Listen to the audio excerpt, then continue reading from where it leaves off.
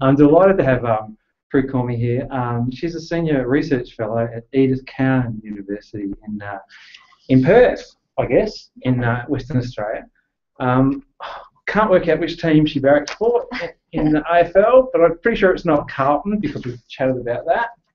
So she's an exercise physiologist. She's got some really, really good work that she's done around exercise and prostate cancer.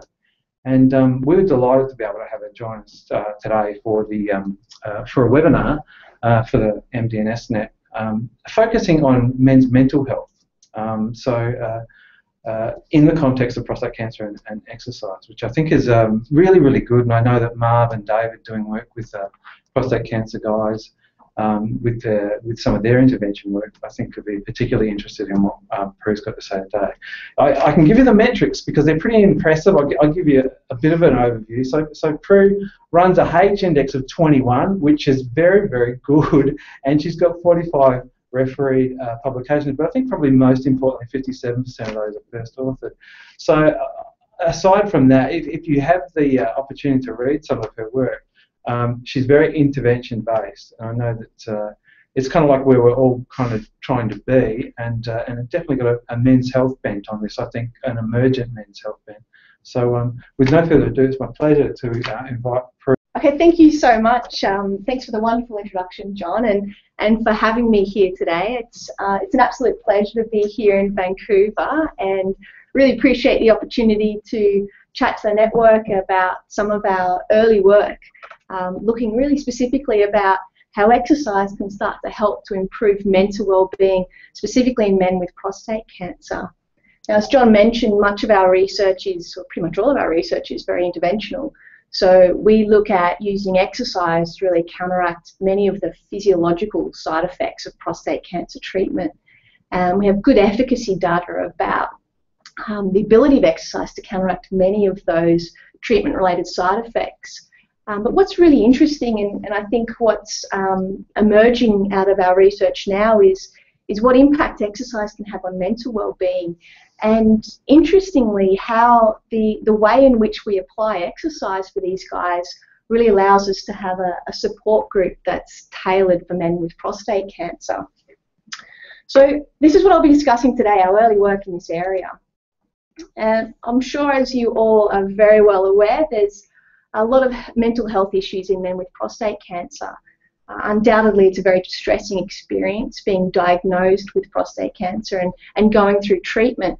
So it's not surprising to see that there's an increased prevalence of depression.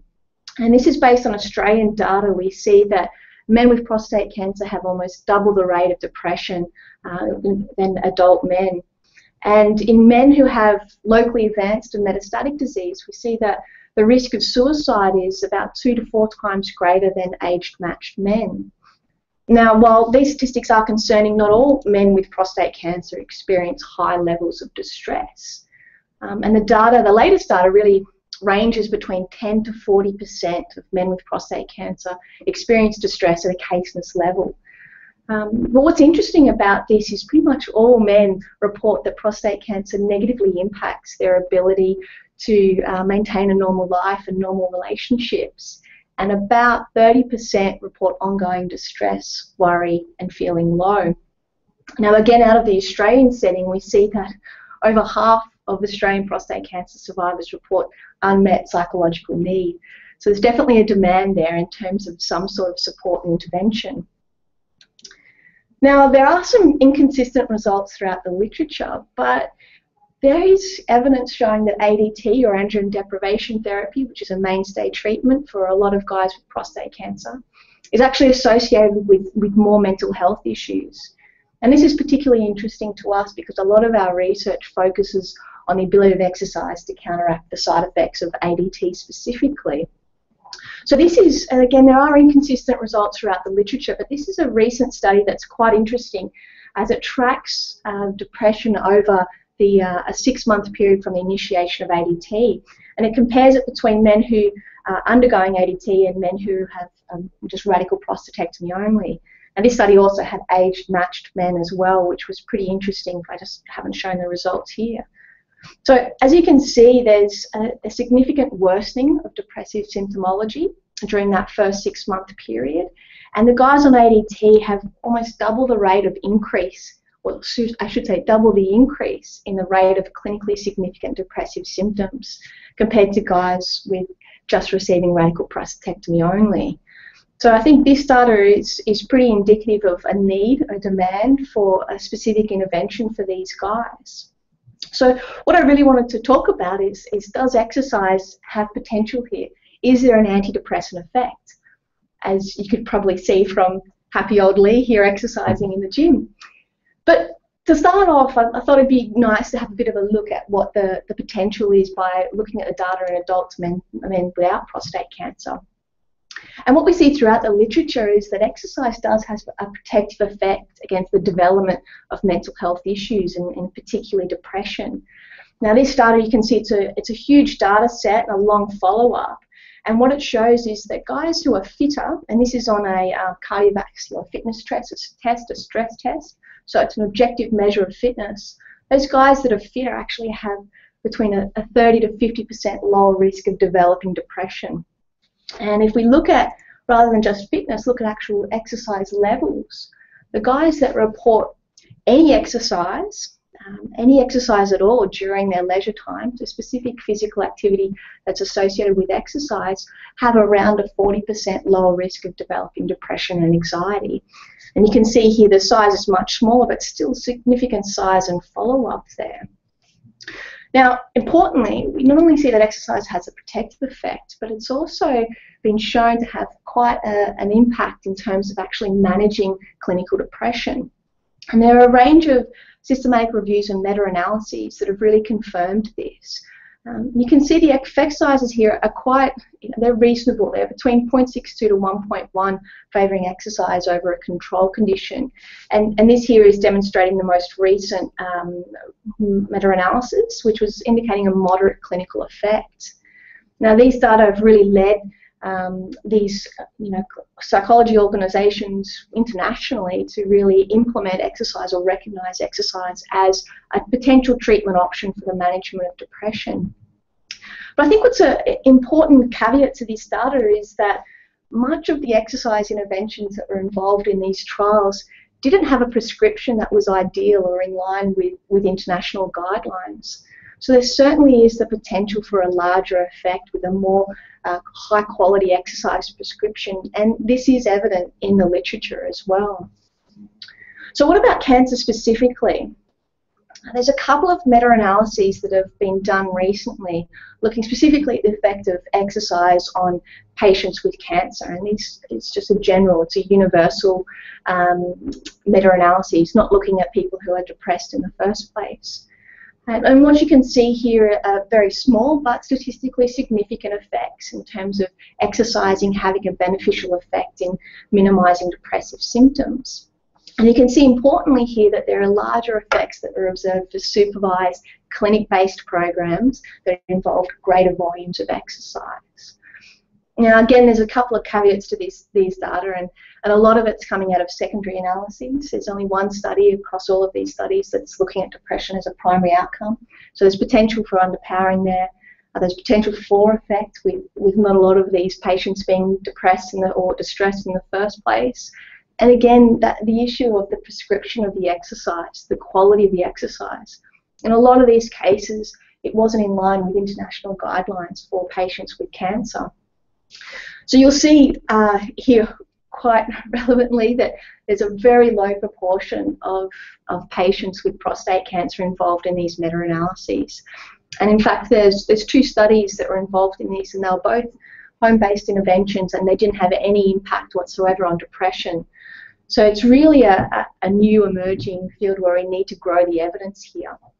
But I think when you look at this evidence and you couple it, and this evidence comes largely out of women with breast cancer, and you couple it with the data in adults without prostate cancer or any cancer, you see that there is the potential of exercise there to have some effect in men with prostate cancer. And I suppose it'd be important to say, why would this actually be? What's the potential mechanisms here?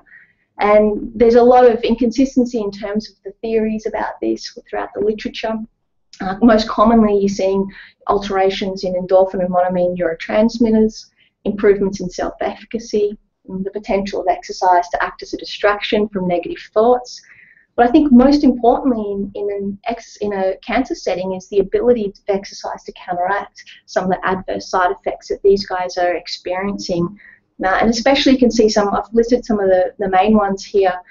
For men with prostate cancer experiencing body feminization, fatigue, sexual dysfunction, declines in physical function as well. You can imagine how that kind of spirals into not a good place for these guys. So all this really lends to the ability of exercise to actually have an impact on mental well-being. And what I want to share with you today is just some very early research that we've done looking specifically at these outcomes. And I think there's going to be a lot of evidence growing in this area over the next few years. So very recently we conducted a trial looking at can we actually prevent treatment toxicity associated with androgen deprivation therapy by intervening at the commencement of androgen deprivation. And this is a new theory for exercise. Usually we're looking at a rehabilitative intent when men have been on ADT for a long period of time and we're trying to rehabilitate established toxicities. But what we wanted to look at here is can we prevent them with a concurrent prescription of ADT and exercise. So you can see this was a randomized control trial, 2-arm, an exercise and a usual care arm, in just over 60 guys who were initiating ADT for the first time. Now, we implemented a 3-month group-based supervised program. This was supervised by an accredited exercise physiologist. It was conducted in clinics, in small groups, up to about 8 to 10 guys maximum. And it incorporated both resistance exercise, that's lifting weights, and aerobic exercise, so the running and cycling you would normally associate with exercise. Now, 2 supervised exercise sessions a week and then an additional home-based prescription to be in line with international guidelines there. Now, the primary outcome for this trial was actually looking at body composition, so lean mass and fat mass. But we also looked at psychological distress and quality of life, and there's some pretty interesting outcomes that I thought I'd share with you today. So let's first look at distress, and this graph looks at the change over the 3-month intervention, the exercise group in blue and the usual care group in grey, and we used the brief symptom inventory 18 as the self-report questionnaire here, with an increase in distress reflected by a positive score. So what you can see quite interestingly here is the global severity index is the overall distress score, the total score of the questionnaire, and we saw that the exercise program actually prevented a worsening of distress experienced by those guys experiencing or undergoing ADT. And you can see where there were borderline differences there for both the depression and somatization domains. So despite, we didn't actually see a large proportion of men who were at caseness levels of distress prior to starting the actual exercise program, but we did see that the exercise program was effective in minimising the increase in severity of distress that these guys are experiencing during just that 3-month period. Now, in addition to this, we also looked at quality of life to get more of an idea of, and specifically the psychosocial domains, to get more of an idea of not so much illness but well-being as well. And here looking at the psychosocial domains of the SF36, the same thing where, exercise group in blue, usual care group in grey, with a change over that 3-month period, and an increased score here representing an improvement in well-being. So what was really interesting here is that we saw that both social functioning and mental health domains and the mental health composite score not only had significant differences between the 2 groups, but clinically meaningful improvements across each of these domains over that 3-month period, which was some really positive findings. So in addition to preventing the increase in distress associated with 3 months of ADT, the exercise group actually prompted significant improvements in psychosocial well-being at a clinically significant level. So I think an interesting question here is why? What drives this? And unfortunately can't really bring that out of these data. But to try and get an idea of what drives this from the patient's perspective, we conducted some qualitative research.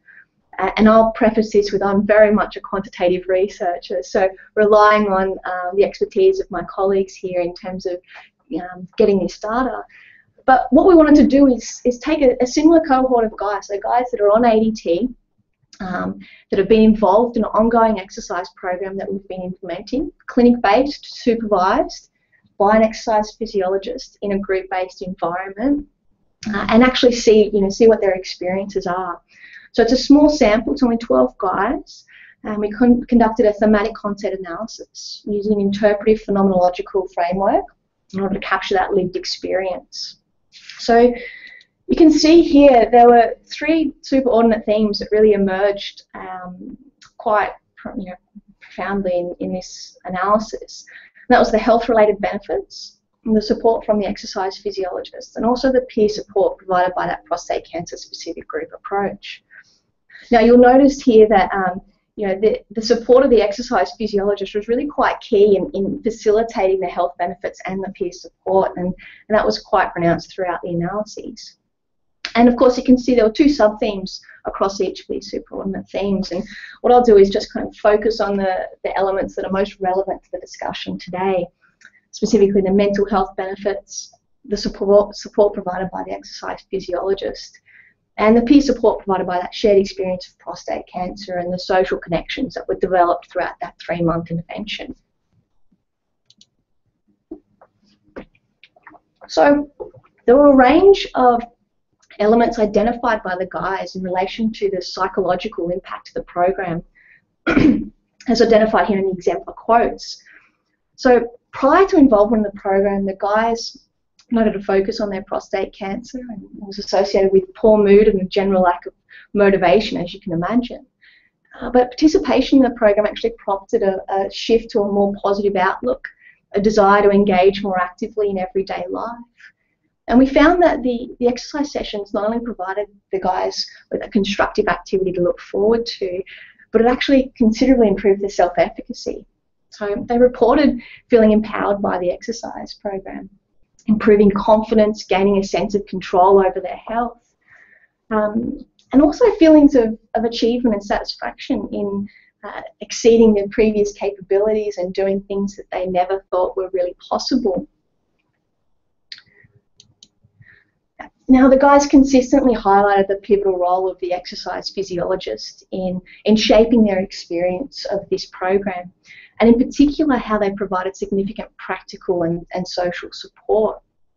The guys reported that the exercise physiologist made them feel valued by actually showing an interest in them and caring about their well-being. And I think beyond providing technical instruction, a good rapport was developed through engaging in general conversations using humour with the guys. And when this was coupled with some of these common descriptors, those qualities of being approachable and friendly, the guys reported feeling supported by the exercise physiologists. And what was important about this is they reported not only feeling individually supported, but that the exercise physiologists contributed to the overall group dynamic and facilitated a positive group environment. So, as you can imagine, the guys reported considerable peer support provided by this group-based environment. They highlighted that the ability to connect with other guys with prostate cancer was a valued source of support because it allowed them to relate to each other in terms of sharing similar concerns and discussing factual information about their prostate cancer. It was all, I've had this, you've had that, Gleason this, Peter say that, so they talk in the same language. And what that really did is it facilitated these points of commonality, I suppose, facilitated the development of bond amongst these guys. And even the guys that didn't actively, or the guys that refrained from really discussing any of their personal experiences, reported benefiting from the social support provided by the guys that were a bit more outgoing and shared their experiences quite freely. Now, the group dynamic was further enhanced by points of commonality in terms of stage of life issues and experiences as well. And this ability to connect beyond the shared experience of prostate cancer was viewed as important. And collectively, this really led to the development of valued social connections. So I think these early data really highlight the importance of the approach to how exercise is actually implemented, and suggest that in terms of maximising those psychosocial benefits from the patient's perspective, incorporating a group-based approach that's prostate cancer specific and having a qualified exercise physiologist lead that are important elements to achieving these psychosocial benefits. Now, in saying that, this is very different than what we see in standard clinical practice. For a lot of guys, especially the guys that are prescribed ADT, and we've got good evidence that exercise is a key element in terms of helping manage those side effects. The standard practice is, in the first place, many guys don't have a conversation at all about exercise with any of their specialists or allied health professionals. In a good situation, you'd have a recommendation from an oncologist or a nursing staff, allied health professional, and the provision of some educational materials. But this is very different than what I've just talked about in terms of realising these psychosocial benefits. So we really tried to explore this question and see, is a structured program important? And compare this structured program to such a recommendation, what we would see in an ideal situation in clinical practice. So this was a larger trial. It's actually an international trial run in Australia and New Zealand, involving 100 guys, and these were guys that were previously treated with ADT and radiation therapy. So it's a sample that, their post-diagnosis is quite a long way, and we're seeing if we can basically what impact we can have at that stage. So it was a randomised control trial looking at a structured exercise program that involved the resistance and aerobic exercise, and for the first 6 months it was clinic-based, conducted in a group, supervised by an exercise physiologist. Then took a step-down approach. For the second 6 months, it was a home-based prescription, so provision of actual exercise materials and a specific prescription. And this was compared to the physical activity education group, who received a recommendation to be physically active and some educational materials similar to what you would receive from a specialist in an oncology clinic. Now, we looked at obviously a range of different physiological outcomes. We were looking at cardiorespiratory fitness as a primary outcome. But I think, the quality of life outcomes here in terms of the psychosocial domains are really interesting and relevant to this discussion. So I'll show you this as a secondary endpoint today. So the way I've set this up is, again, we're looking at the SF36, the psychosocial domains, the quality of life. And this is actually representing the group difference in the mean change throughout the intervention. And anything that has a positive change is a group difference that favours the structured exercise group. Anything with a negative change, it favours the physical activity education group, or our control group, comparator group. So what did we find? Well, this is displaying the first 6 months. And similar to what we saw in the previous study, we saw significant improvements in social functioning and the mental health composite score. And again, these were not just statistically significant, they were clinically meaningful improvements. And you can see trends towards improvements here, but definitely not significant in terms of the other domains. So that was during the supervised clinic-based program. Let's see what happened at the second 6 months during the home-based intervention. Well, we saw role emotional continued to increase, and that resulted in a statistically significant difference to the guys receiving the physical activity educational materials. But you see across each of the other domains, there was a real shift in the trends here. And there were no differences between the guys that were involved in the home-based program and received the physical activity educational materials. So these data really support what we're seeing out of the qualitative data, suggesting that the way in which exercise is applied, the approach in which it's actually intervened with there is very important in terms of maximising the psychosocial benefits. And it's not that the other guys weren't exercising. So physical activity levels were quite similar between the two groups. We saw the magnitude of the change in the physiological and psychological adaptations then vary between the two interventions there. So, again, very early data, but I think what we're seeing here is something really interesting. And as you all know much better than I do, men have notoriously low help-seeking behaviour, and especially in relation to mental health.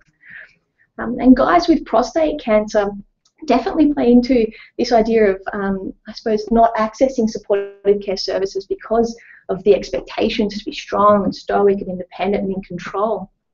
And it's likely that the dominance of feminised healthcare discourse and practice in this area further accentuates these older guys' reluctance to engage in psychosocial support. But exercise represents an intervention that uniquely articulates with these idealised masculine values. It's a masculinised supportive care service. And when it's actually intervened with in a group group-based environment that's supervised, it acts as a support group, or as I like to say, a support group on steroids. And that's because the type and the delivery style of the intervention is linked with these masculine ideals and actually reinforces masculine self-esteem. To give you an example, it's activity-based. So it requires the guys to actively do something, and not just anything, but a masculine activity that's actually healthy for them. You know, it allows the guys to come together in the casual and positive environment of a gym or a fitness centre, where humour and friendly banter dominates. You know, and you've got the education and support of the exercise physiologist, which instills confidence in the guys and gives them this sense of control over doing something to counteract the side effects. And of course, it gives the opportunity to connect with other guys of a similar age going through the same experience. So not only does exercise have the potential to actually improve mental well-being in these guys, but it's a supportive care service that's uniquely tailored to these men. So what we think here, and this is something we've published in a monograph which is being released by Prostate Cancer Foundation of Australia, is that exercise can be a core component of universal care for all men with prostate cancer, you know, to prevent distress in the first place and to help manage mild stress.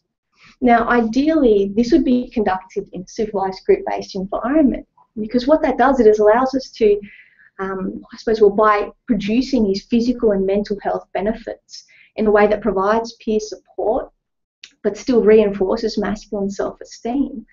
So this approach may provide an effective avenue for supportive care that men access more frequently and probably engage in for longer than some of the traditional services. And this is something we certainly need to investigate. So to wrap it up, I think there's growing evidence that exercise can have an impact in preserving and restoring mental well-being in guys with prostate cancer. And it certainly appears from this very early evidence that the way in which exercise is applied is important in terms of realising these benefits. And certainly having a supervised program with other prostate cancer guys appears to be important. In terms of the clinical implications, we really feel that an exercise recommendation should be accompanied or coupled with a referral to a structured program in order to maximise these potential benefits and take advantage of this support group on steroids. I think there's a lot to go in terms of, in Australia we have options in terms of providing structured programs that guys can refer into. And we're working hard to make more of these programs available. You know, there's talk in Canada for expansion of something called the MAN Plan, which is what we've developed in Australia, working with one of the pharmaceutical companies that produce one of the mainstay androgen deprivation treatments. And they basically get a prescription for ADT and the potential to be involved in a structured program that's subsidised by our Medicare system and the pharmaceutical company. So I think there are options where we can push this forward and make this a reality in clinical practice. So before I open up for questions, I'd just like to acknowledge that I'm very fortunate to work within a fantastic multidisciplinary team. You know, it's not only the exercise physiologists driving this, we have great support from health psychologists, from nursing staff, from the clinical oncologists, neurology, medical oncology, radiation oncology. So we're really fortunate to have this multidisciplinary approach and like to acknowledge their contribution towards this work.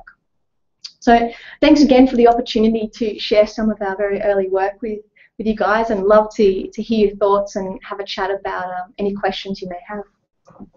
Great. Thank you, Prue. Just in terms of fielding questions, if you're logged into your Google account, you can type your questions directly into that platform. And if you're not, you can email Merrily. There's a link there on the page with the webinar that will allow you to submit some questions through to Merrily directly. But I'll start us off. We did some work with guys who were new dads who were smoking, trying to help them stop smoking or just even reduce, you know. And it was very interesting because they kind of connected over the fatherhood thing. Not really, they didn't connect as smokers, they connected around, you know, dad tips and stuff like that. It was quite competitive, and it was group based. It was in a gym. So I just wonder, Do you have a sense of what these guys connect over and whether competitiveness comes into it? I think there are a number of elements there. So certainly the prostate cancer is an easy one. For a lot of the guys, they haven't talked to a lot of other people.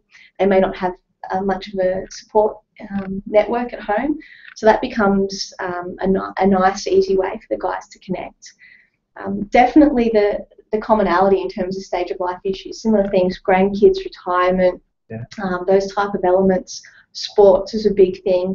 So those kind of commonalities were very much important and really helped to drive that connection.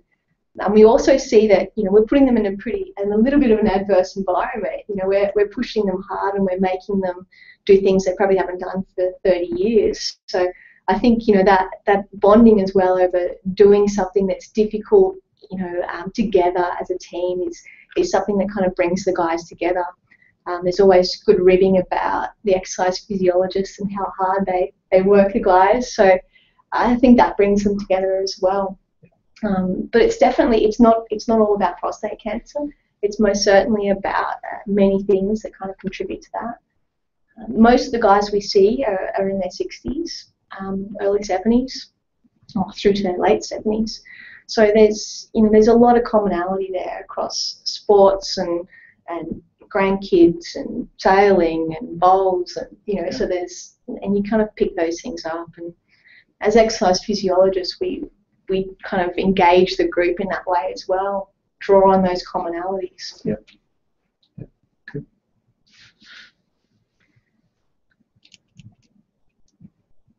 Can I pose a question? Yes. In the West Coast context, I feel like there's really a lot of engagement in terms of men's activities outside, and so I'm wondering about, this is very gym-based, and if you've seen any kind of exercise prescriptions that have kind of an outdoor component or an outdoor activity kind of focus rather than the sort of traditional gym. Yes, certainly. So we stick with the traditional gym approach, mainly because that's where the evidence is, and the efficacy around the impact of exercise, especially counteracting the side effects of prostate cancer, is driven by resistance exercise, so lifting weights. And to do that effectively and to elicit physiological adaptations, it needs to be progressive and it needs to be at a high level. So that's hard to mimic outside of the clinic. And that's why we have those 2 to 3 sessions as a core component of our approach. But in addition to that, there's definitely home-based prescription, and we encourage the guys to do this. And a lot of the time they end up doing it together. And it prompts changes in the way that they actually maintain their lifestyle. So they may start riding to the gym.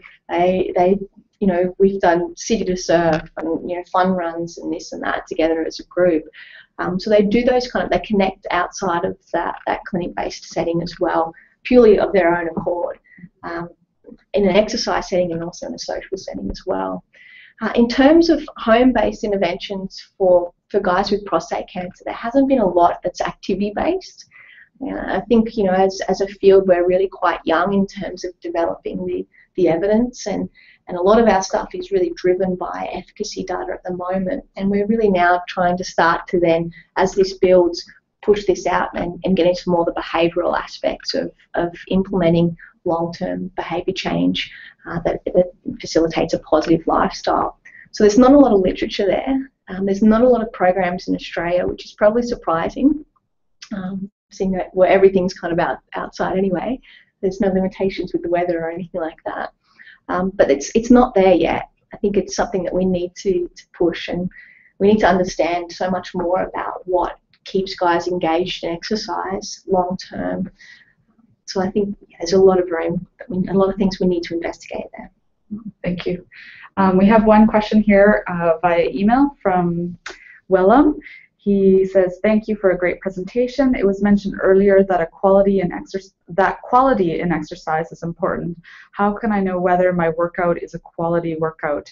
And I wondered if there are plans for studies to include partners in workouts." It's two interesting questions. So first of all, the quality is absolutely really important. So there are specific guidelines that really kind of set the recommendations in terms of what guys with prostate cancer and cancer in general, and actually adults in general, should be doing. So that's attaining 150 minutes of moderate intensity aerobic exercise each week. So that's the walking, cycling, 30 minutes a day, 5 minutes a week. The moderate intensity is really important. It's not, you know, strolling down the street with your miniature dog. It's, you have to actually, you know, you need to be pulled by your massive dog. So your heart needs to be beating, you know, it needs to be puffing, it needs to be working up a sweat, it needs to be hard. In addition to that, you should be doing at least 2 to 3 resistance exercise sessions a week. And the same kind of intensity approach applies. It needs to be moderate to high intensity.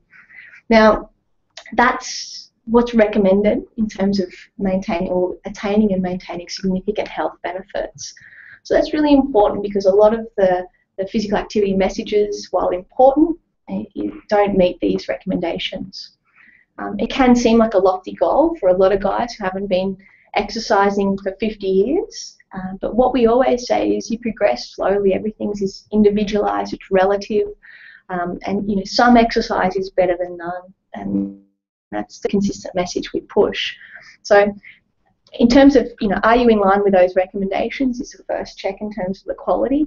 The other thing that I certainly recommend is we have accredited exercise physiologists in Australia and certified exercise physiologists in Canada, and that's, these guys are tertiary qualified allied health professionals who are responsible for exercise prescription in chronic disease patients. So that's their core business, and it's definitely a way that a lot of the patients can actually go and get a specific prescription for their exercise that's individualized, that's safe, that's efficient, that's evidence-based. So that's, I suppose, in terms of the quality. The other question, in terms of the couples, it's a really interesting question, and I think there's a lot to this question. It's a loaded question because there's a lot of elements that kind of play into that. So we haven't specifically done any research in prostate cancer engaging partners with their wives or homosexual relationships, or even carers as well, whether it be son or daughter or brother or anything like that. We do run a program, I lead some research called Life Now Exercise Program, which is a community-based exercise program that we run out of WA, a similar kind of model that's supervised 3-month intervention for anybody with cancer, and carers can be involved. Now, what's kind of surprising about that is it's a pretty low proportion of carers that actually engage in that program. And it's not necessarily partners, it could be any carer. So at the moment, we're not seeing a huge demand in terms of engaging other, you know, partners, other people in that program. But I think that, you know, and what behaviourally we know from, in terms of implementing long-term behaviour change, is that you need to have people that care about you invest in your exercise plan and think that it's important and value it. So there's that side of thing where, you know, there's a few elements. We haven't seen a huge demand for it at the moment, but it is an important component in terms of maintaining long-term behaviour change.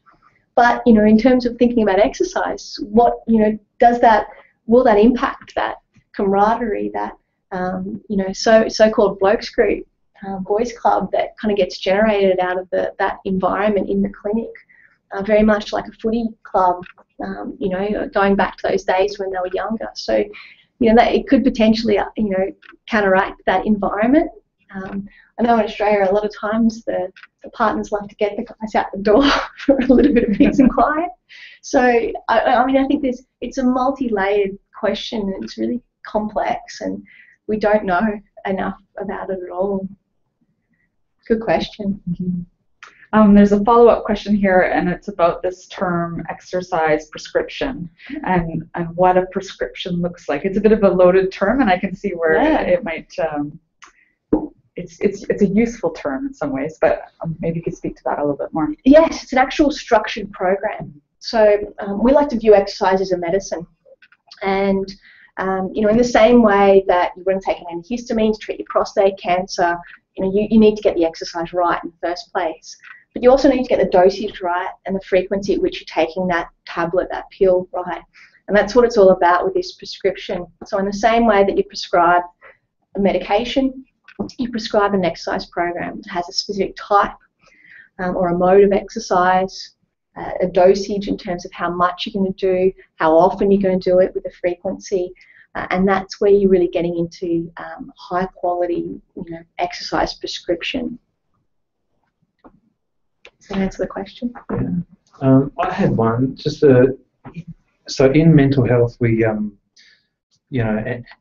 depression more specifically, we've kind of grappled with this piece around men, and that the generic screening tools for depression don't capture, a lot of depression in men. So I wonder if there's, plans afoot for thinking about measuring, depression in a gendered kind of way around, because I see, I always remember the kind of the quality of life stuff as well with men, and they used to not the ones that I read, they'd sort of say, well, erectile dysfunction was okay, it wasn't affecting quality of life, and so sometimes the tools don't always capture the issues, because when we talk to guys, the story was kind of different, a lot of times for a lot of guys. So I just wonder, are the measures gendered? Yeah, no, they're not. It's a really good point, John. We'll have to have a chat about that. It could be a grant. It can be a grant, because it's I completely see what you mean, and it's definitely something that probably comes out in terms of what the guys are saying. But is that reflected in the questionnaires? It's hard to capture. I think it's an excellent point. Yeah. Okay. We'll have to discuss it. There you go. Yeah. Amazing. So I don't see any more online questions from our online viewers.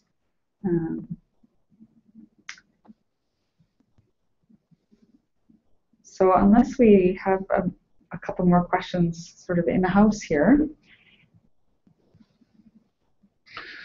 Only one, just in terms of the process by which people are referred.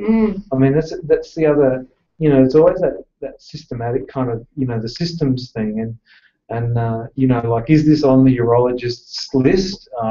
Like, who's making the referrals, and how would a guy in Canada find that prescription? Yeah, so really good question as well. In terms of, I'll answer the last one first. So in terms of how a man in Canada can find a certified exercise physiologist, the Canadian Society of Exercise Physiology, their website has a find a CEP, an exercise physiologist section. So I think the website's www.csep. I don't know if it's .com. Sorry, I'll have to look that up. But you can look up the Canadian Society of Exercise Physiology and actually search for an exercise physiologist close to you. So that's an easy answer. In terms of the way in which we get guys, it's very much a referral pathway from the specialists. So we have developed great relationships over a long period of time with especially the radiation oncologists. They're the ones that are prescribing the AAT a lot of the time, and the urologists, and the medical oncologists as well for the guys that are advanced. So the referrals for us come directly from the specialist. We screen through the general practitioner as well, because obviously many of these guys have a lot of comorbid conditions, some issues that we need to factor into our exercise prescription. So in saying that the guys that are coming to us need to be at least at some stage, at some point motivated. But on the other side of the spectrum there, we've got these specialists that they're so engaged in the exercise, they've had the patients come back and tell them the benefits, that now it's a part of their standard, prescription. So they'll actually, they'll hand them a flyer and say, this is part of your treatment, you have to call these people. So we get a lot of guys that are very, very reluctant to engage, to start the exercise program. So I think in some ways that we do get guys that are at least some level motivated. They have to call us, or we have to call them, and they have to, we can't force them to be involved in the program. But at the same stage, we get many guys that are very, very reluctant, a little bit anxious about starting the program as well. Don't want to start the program. So it's a biased sample because we're getting, it's not representative of the community, but we are still getting guys that don't want to be there in the first place. Yeah. And as soon as we get them in the door, it'll be the same with someone, and that's why it's important to go to the right allied health professional. If you get someone who's got the right training, who's got the right background, you can provide the right education and give correct information, then it eases that transition quite smoothly. And we've got guys that have been coming back for years, 2-3 years. Let's say, hand on heart, I never wanted to be here. I never thought I'd be here. I haven't seen the inside of the gym for 50 years, but I'm here and I love it. Okay.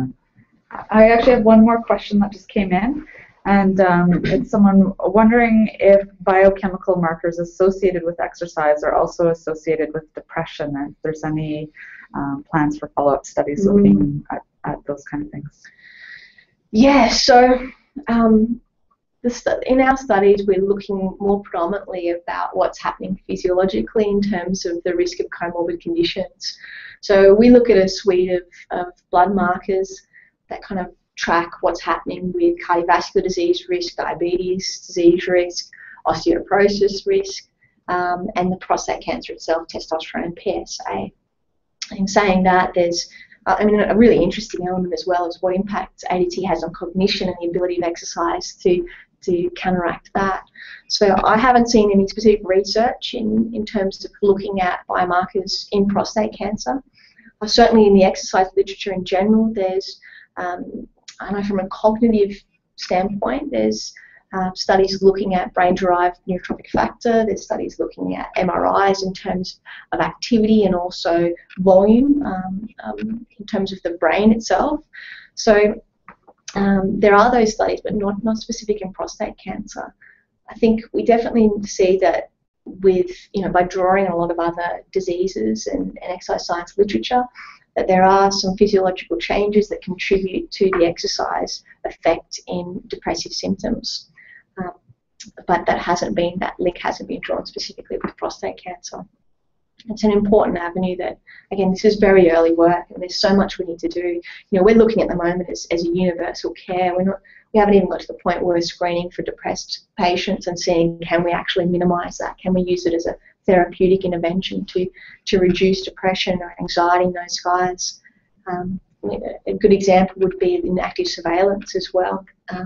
Hopefully we'll get some funding up to do some exercise intervention in guys on active surveillance to see if we can minimise that anxiety and kind of maintain the guys in active surveillance for a longer period of time. So there's a lot of work we need to do, and understanding the mechanisms and what's happening in the physiology and the biology is so important to that as well. Great question. Thank you. Good. Well, I'd like to thank you for a really interesting presentation and really nicely done, very succinct and lots of things to think about. And I'd like to thank the viewers. Sound like a TV host, don't I? Sorry. I'd like to thank Andrew and Marilee as well, and for the people who joined us, and the people who didn't, who are going to be able to see it not live, which is, what is that? Archived. Archived. And so so genuine thank you, and thanks to everybody. Great. Great. Thanks for the opportunity. It's great to be here and to be chatting with you guys. Thanks very much.